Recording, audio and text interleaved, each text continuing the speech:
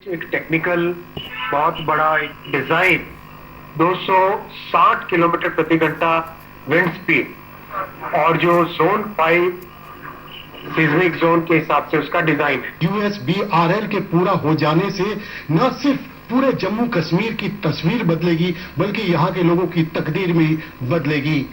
इस प्रोजेक्ट से न सिर्फ यहाँ पर सामाजिक आर्थिक गतिशीलता को बढ़ावा मिलेगा बल्कि क्षेत्रीय गतिशीलता को भी, यहाँ पर रोजगार सृजन को भी काफी बढ़ावा मिलेगा। कहते हैं जहां सड़क जाती है वहां विकास आता है। 2014 के पहले और 11 साल बाद 2025 की अगर हम तुलना करें तो 2014 में सिर्फ 91,000 किलोमीटर राष्ट्रीय राजमार्ग था, जबकि 2025 तक यह संख्या बढ़कर 1,46,000 किलोमीटर से भी अधिक हो चुकी है। एक ऐसा भी समय था जब आम लोगों के लिए एयरपोर्ट एक सपना था, लेकिन 2014 के बाद से भारत ने इस क्षेत्र का भी कायाकल्प कर दिया है। 2014 में देश में सिर्फ 74 हवाई अड्डे थे, जो 2025 तक बढ़कर 2 गुने से भी ज्यादा, 150 से भी ज्यादा हो गए। वहीं 2014 के बाद मोदी सरकार ने जल मार्गों को भारत के विकास की धारा बना दिया। अब भारत के बंदरगाहों पर सिर्फ जहाज नहीं लगते, बल्कि लगते हैं भविष्य के विकास का लंगर। अभिषेक सिंह की report, DD news, Delhi. Modi सरकार के 11 सालों के कार्यकाल में कृषि में भी क्रांतिकारी बदलाव हुए हैं। किसानों के लिए चल रही कल्याणकारी योजनाओं ने किसानों की तस्वीर को बदल दिया है। पीएम फसल बीमा योजना ने प्राकृतिक आपदाओं के समय फसलों के होने वाले नुकसान से बचाने के लिए बड़ा सुरक्षा कवच दिया है। पीएम फसल बीमा योजना से 23 करोड़ से ज्यादा किसानों को इस योजना का लाभ मिला है। आपको दिखाते हैं इसी पर हमारी ये खास रिपोर्ट।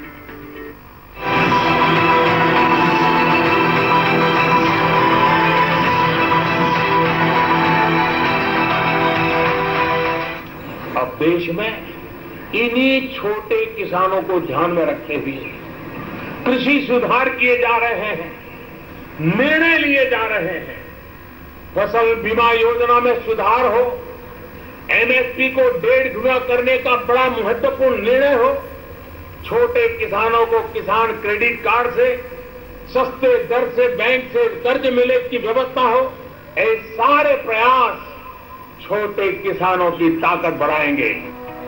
पिछले 11 वर्षों में प्रधानमंत्री नरेंद्र मोदी के नेतृत्व में भारत के कृषि क्षेत्र में एक बड़ा परिवर्तन आया है, जो बीज से बाजार तक के दर्शन पर आधारित है। देश में खेती बाड़ी हुई इस वर्ष केंद्रीय मंत्रिमंडल ने 69,515.71 करोड़ रुपए के कुल बजट के साथ इस योजना को साल 2025-26 तक जारी रखने की मंजूरी दी है। उन्नत तकनीक का लाभ उठाकर इस योजना जैसे जैसे यह योजना अपने अलग चरण में आगे बढ़ रही है, किसानों को सशक्त बना रही है।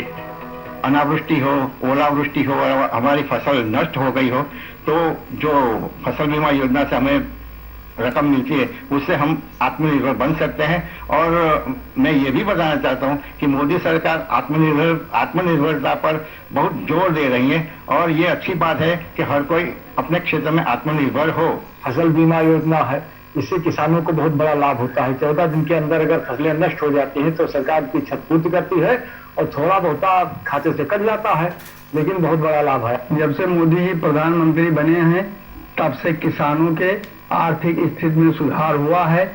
जैसे किसान सम्मान निधि है, किसान बीमा योजना है और फसलों के मूल्य में वृद्धि बराबर हर साल हो रही है।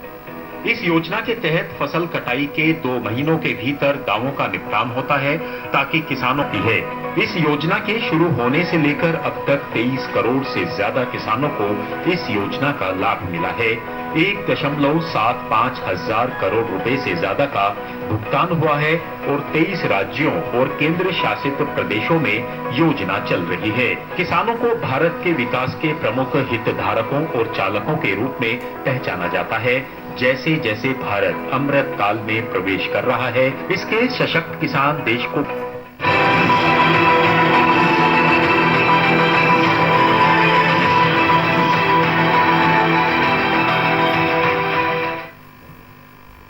केंद्रीय मंत्री मनोहर लाल ने केंद्र सरकार के 11 वर्ष पूरे होने पर प्रधानमंत्री नरेंद्र मोदी की सराहना की। उन्होंने कहा कि प्रधानमंत्री के 2047 तक विकसित भारत के लक्ष्य को पूरा करना है। खबरों का सफर जारी है, देखते रहिए नया सवेरा।